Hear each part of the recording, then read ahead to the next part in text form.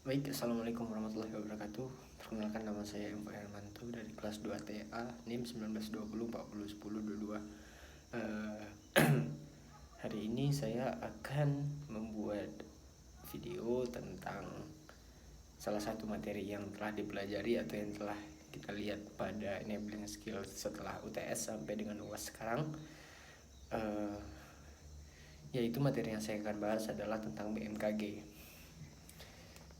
Pada pertemuan BMKG ini kita melihat adanya MOU antara Politeknik Kalteks Riau dan BMKG. Lalu setelah itu salah satu dari orang yang ada di BMKG itu, kalau nggak salah direkturnya, itu menjelaskan tentang beberapa hal yang berkaitan dengan BMKG. Yang paling saya ingat itu mengenai La Nina dan El Nino. La Nina dan El Nino di Indonesia ini sudah memasuki tingkat bahaya. Kenapa dibilang tingkat bahaya? Karena yang biasanya La Nina itu La Nina El Nino itu berjarak 5 sampai 7 tahun. Namun pada zaman sekarang itu berjarak antara 3 sampai 5 tahun. Itu salah satu penyebabnya adalah pemanasan global. Jadi pemanasan global ini terjadi karena banyaknya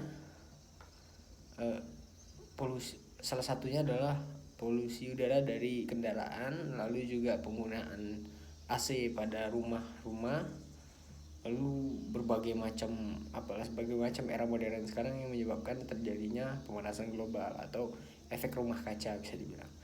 Dan efek rumah kaca ini berefek kepada Antartika atau kutub utara, yaitu hancurnya atau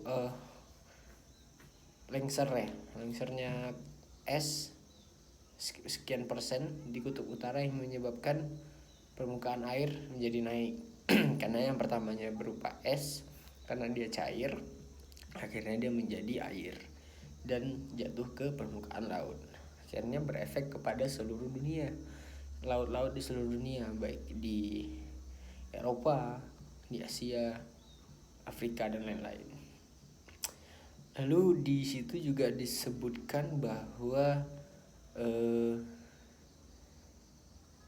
BMKG itu tidak hanya meramal cuaca, namun juga meramal adanya terjadi seperti bencana alam, tsunami, gempa bumi, dan lain-lain sebagainya.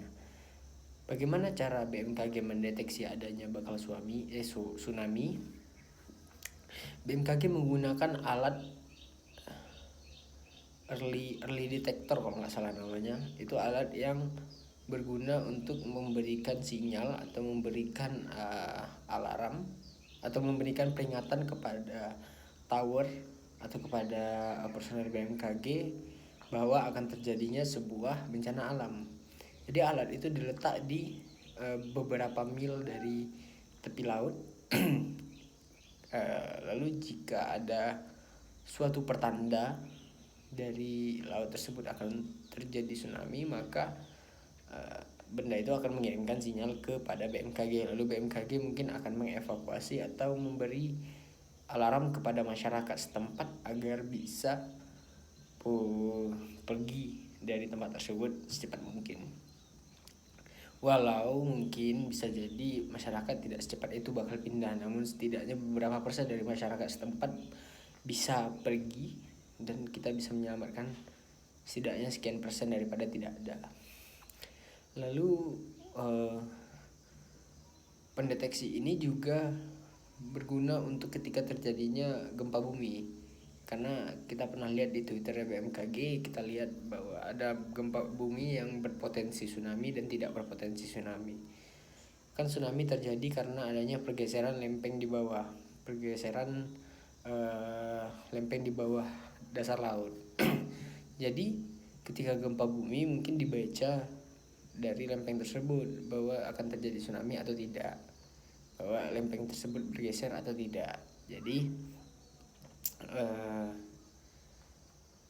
BMKG dapat memberikan sinyal juga kepada masyarakat setempat ataupun masyarakat seluruh Indonesia agar dapat membantu, dan BNPB bisa bergerak atau dan lain-lain sebagainya.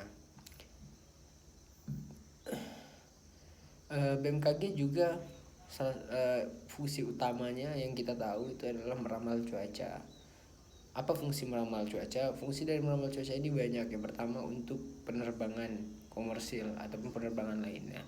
Jadi penerbangan komersil tidak akan terbang atau tidak akan take off jika cuaca yang diramalkan tidak terlalu baik atau tidak memenuhi kriteria yang harusnya bisa terbang gitu. Juga misalnya seperti harusnya pesawat ini lewat sini, lewat jalur A, tapi karena jalur A adanya awan ini awan itu dan yang tidak seharusnya bisa dilewati, dia bisa melewati jalur B ya. Jadi itu mengurangi risiko kecelakaan pada pesawat, yang bukan berarti pesawat tidak bisa kecelakaan karena itu. Kadang ramalannya juga tidak selalu benar, cuman bisa dibilang termasuk yang efektif karena dia sudah menggunakan alat yang canggih dan personel BMKG sudah memiliki ilmu yang luas. Itu untuk yang BMKG. Lalu juga ada seperti ramalan cuaca yang berfungsi untuk kepentingan masyarakat. Misalnya seperti ada masyarakat yang ingin membuat suatu acara di outdoor, dia harus melihat ramalan cuaca, walaupun tidak selamanya benar, tapi setidaknya itu sudah bisa dijadikan patokan bahwa acara itu dapat dibuat pada hari itu. Bahkan yang saya lihat seperti di weather atau aplikasi peramal cuaca, kita bisa melihat cuaca seminggu ke depan. Saya tidak tahu ilmu untuk membaca cuaca itu seperti apa, namun yang saya tahu saya bisa membaca cuaca yang akan terjadi seminggu ke depan, pada jam sekian, pada tanggal sekian, pada hari ini gitu. Itu menurut saya termasuk efektif walaupun tidak selamanya benar, karena saya pernah menjadikan itu patokan ketika saya ingin berpergian menggunakan sepeda motor. Saya lihat cuaca di situ berawan, tidak hujan, hanya berawan. Memang selama saya menggunakan motor itu dari Pekanbaru ke Sumatera Barat itu hanya berawan, tidak ada hujan sama sekali. Memang awannya tebal dan bentuknya seperti mau hujan, namun tidak hujan. Lalu ini juga saya lihat pada jam sekian akan turun hujan. Waktu itu kalau nggak salah jam 7 malam akan turun hujan. Memang nggak terlalu beda jauh, jam setengah 6 sore udah turun hujan. Jadi bisa kita bilang ilmu dari personel BMKG ataupun alat-alat canggih yang digunakan oleh BMKG ini sangat berfungsi untuk masyarakat Indonesia maupun masyarakat dunia. Cuman kalau BMKG kayaknya seperti untuk Indonesia saja. Itu materi-materi yang saya dapat selama saya mendengarkan kuliah enabling skill tentang BMKG. Itu kalau nggak salah itu kuliah yang terakhir bersama Ibu Direktur BMKG.